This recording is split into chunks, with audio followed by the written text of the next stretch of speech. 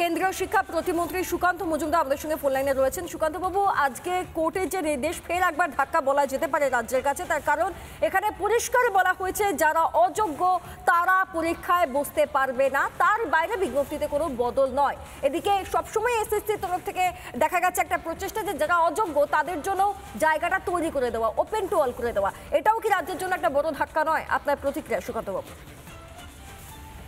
দেখুন, প্রথমত বলি, যেহেতু সুপ্রিম কোর্টের একটা স্ট্যান্ডিং ভার্ডিক্ট আছে, স্বাভাবিকভাবে সেই রায়ের পরিপ্রেক্ষিতে আলাদা করে কোনো রায় হাইকোর্ট তো দিতে পারবে না, কারণ সুপ্রিম কোর্ট তার মর্যাদা অনুসারে হাইকোর্টের অনেক উপরে অবস্থান করে এবং সেই রায়টাই দিয়েছে।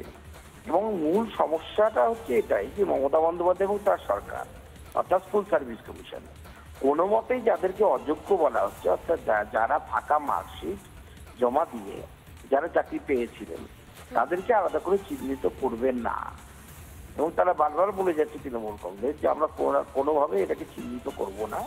ঠিক যেমন আগেকার দিনে আমরা মহিলাদেরকে দেখতাম তারা বাড়ির ভাসুরের নাম মুখে আনতেন না, সেরকম তৃণমূল কংগ্রেসও এরকম এই অযোগ্যদের যারা টাকা দিয়ে চাকরি পেয়েছেন তাদের নাম কোনোভাবেই মুখে আনছে না, কারণ তার তৃণমূল কংগ্রেসের হচ্ছে ভাসুর তারা। বেশ, ধন্যবাদ সুকান্ত বাবু। আমরা কথা বলছিলাম শিক্ষা প্রতিমন্ত্রী সুকান্ত মজুমদারের সঙ্গে। অর্থাৎ রাজ্য এবং এসএসসি উভয় পক্ষের তরফ থেকে একটা প্রচেষ্টা ছিল যারা চিহ্নিত অযোগ্য তারাও যদি কোনোভাবে ছাড় পায়, এমনটাই অভিযোগ যখন করা হচ্ছে তখনই আদালতের এই নির্দেশ। আমি তুলিকার কাছে যাব, তুলিকার সঙ্গে রয়েছেন চাকরিহারারা। তুলিকার, চাকরিহারাদের একাংশের বক্তব্য তারা যোগ্যতারা কেন ফের পরীক্ষায় বসবেন, কিন্তু এই প্রশ্নটাও ছিল কেন বারবার অযোগ্যদেরই সুযোগ দেওয়ার জায়গা করে দেওয়া হচ্ছে। আজকের এই রায়ের পর তারা কি বলছেন? তুলিকা।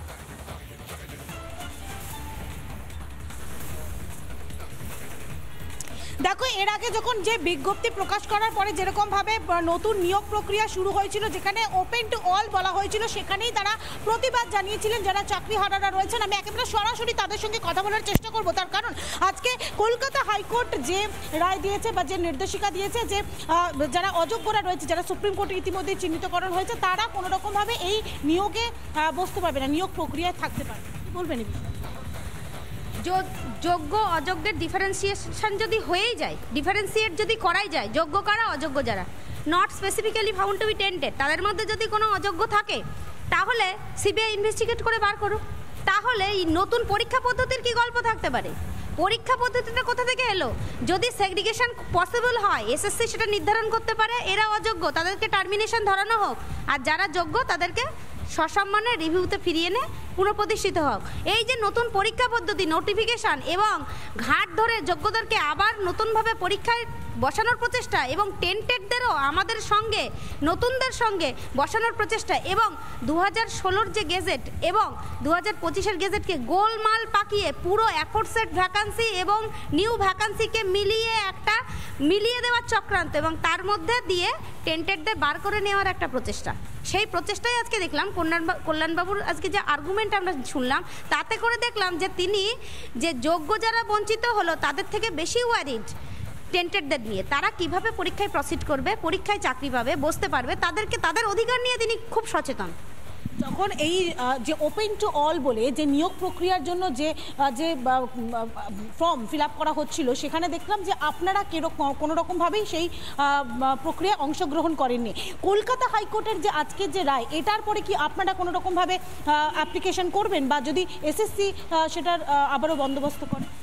দেখুন, আমরা হাইকোর্টের কাছে বিনীত আবেদন জানিয়েছিলাম যে আমাদের ফার্স্ট প্রায়োরিটি রিভিউ পিটিশন। আমরা চাই যে রিভিউ পিটিশনের রেজাল্ট দেখেই আমরা ফর্ম ফিল আপ কিংবা পরীক্ষা পদ্ধতিতে এগোই। যদি মহামান্য আদালত এই ডেটটা এক্সটেনশন করেন, আমাদের রিভিউ পিটিশনটা দেখার সুযোগটা উনি দেন, তাহলে আমরা তারপরে প্রসিডিংটা আমাদের কি হবে সেই নিয়ে চিন্তাভাবনা করতে চাইবো। যেহেতু আমরা ভিক্টিমাইজড, আমাদের আরও একজনের সাথে একটু কথা বলার চেষ্টা করবো। আপনারা দীর্ঘদিন ধরে এখানে অবস্থান করছেন এবং আপনাদের যে দাবি যে নতুন নিয়োগ প্রক্রিয়া ওপেন টু অল করা হয়েছিল, আজকে কলকাতা হাইকোর্ট যে রায় দিয়েছে সেখানে কি বলবেন? যে আপনারা কি তাহলে আবারও যদি এসএসসি আসে তাহলে কি বলেন, তাহলে কি আপনারা নিয়োগ প্রক্রিয়ায় অংশগ্রহণ করবেন? আমরা তো কখনোই চাই না যে নতুন নিয়োগ প্রক্রিয়ায় আমরা অংশগ্রহণ করি, কারণ আমরা কোনো দিক দিয়েই আমরা অযোগ্য না এবং সেটা সিবিআই বলুন, বাক কমিটি বলুন, কেউ আমাদের অযোগ্যতা এখনও পর্যন্ত প্রমাণ করতে পারেনি। সুপ্রিম কোর্টের একটা রায় ছিল, সুপ্রিম কোর্ট সর্বোচ্চ আদালত আমাদের, তাদের রায় ছিল যে আমাদের তুলিকার সঙ্গে থাকো এই মুহূর্তে নানা ধরনের কন্টেন্ট দেখার জন্য লাইক করুন, শেয়ার করুন আমাদের ফেসবুক পেজ, সাবস্ক্রাইব করুন আমাদের ইউটিউব চ্যানেল। পাশাপাশি অন্যান্য ব্রেকিং নিউজের জন্য অবশ্যই চোখ রাখুন রিপাবলিক বাংলায়।